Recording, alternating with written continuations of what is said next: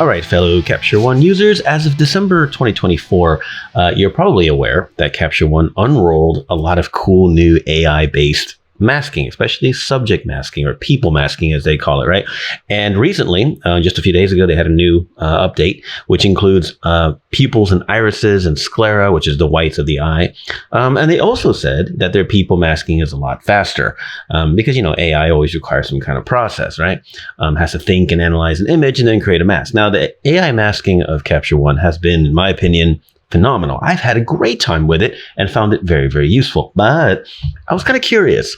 They said, hey, we can mask out all these little details of a person, of a portrait, and it's faster.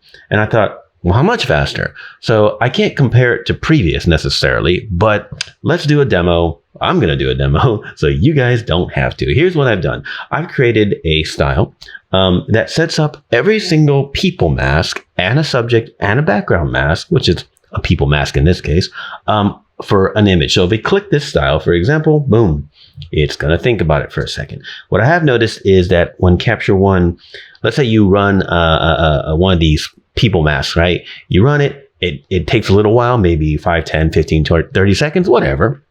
When you run it again, or let's say you delete the mask and say, oh, actually, I want that mask back, it comes back quicker, as if some information or data is somehow stored, and then that information is called back faster. I don't know. Anyway, you saw how fast that happened there, right? We can look at it. Let's go ahead and look at the background. We have the letter M pressed, so we can look at the mask, subject, and I put the skin overall as opposed to body and face skin separated. Pupils are there, the iris as well. There's a sclera. There's the eyebrows, lips, and hair. Phenomenal. And those masks are really, really clean. But I thought, what happens if I apply it to a bunch of images? Because, at least for me, in the latter half of 2024, one thing I've been doing a lot in Capture One is I'll open up a set, pick my shots, like in this case. Let me move my layers out of the way. In this case, I'm going to go reset the mask on that one. Let's say I have these shots selected. Okay, so I have here 12 selected. These are the ones that I chose when I did my culling. And sometimes I'll just run the subject mask and background mask, for example, on all of them. You know what I mean? And then I'll go and I'll do the work I need to do. Now, other times I'll do the work on one shot. I'll pick what I call like a hero shot, like this one here. Let me just kind of go back to that one. And I'll do all the work necessary, including potentially people mask, right? And then when I'm done, I apply that to everything. Right? Or apply that to the selected shots anyway. Obviously, that's a process and it's got to think about it. So I was just curious, what would this thing do if, for example, I picked 27? No, let's go for more. Let's pick 36 images, and I'm going to ask Capture One to create all the people masking, subject, and background masking for 36 images. And I'm going to fast forward the video because I don't know how long it's going to take yet, because I've done a little bit of testing, but I don't really know. I'll fast forward the video and then I'll let you know. You can kind of watch the top right of my screen. You see it's 9:55 a.m. I don't imagine it'll take that long, but we're going to find out. I'll let you know exactly how long it takes because I've got my phone over here and I'm going to run a timer. So let's get ready for that. Timer is ready. All right, let's do this. Go.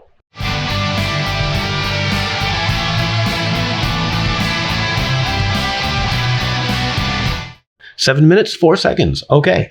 For 36 images and all those AI masks, that's not bad. Now, of course, do I think this is something you should do as a workflow process?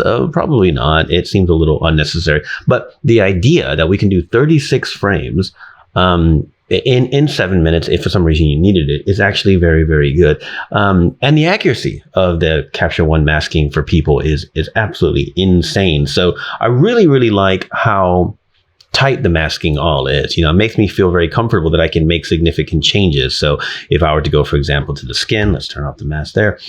And then, make some changes like, I don't know, exposure up or down, that is so solid and so clean. And yeah, there's some times where the masking misses, of course. That's just life, especially on wispy hair and things like that. But these are relatively easy things to fix. But anyway, I was just curious what pushing the limits of Capture One's people selecting, people masking function might be. And 36 images with every single people mask possible in 7 minutes, I'm pretty impressed by that. And I definitely look forward to not only adapting my workflow to this, which I already have, don't get me wrong, but I discover new ways to leverage raw data with such detailed masking every day that I work. So I'm really looking forward to creating some changes to my workflow that really make things move forward in an accurate way, because control is important, even if it's not obvious. I don't need to make, generally speaking, hugely wild changes to my images, but control is very, very important. And like I preach all the time on NBP products and any workflow thing that you work with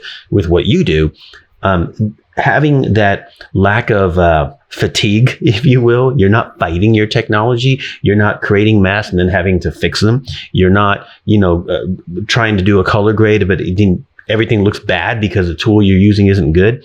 That's a big part of it for me. Creativity without the fatigue of having to undo things that don't go well while you're trying to be creative. So for me, this is phenomenal. Kudos to the Capture One team. And not bad. 7 minutes for 36 images, every single people mask. I'm impressed.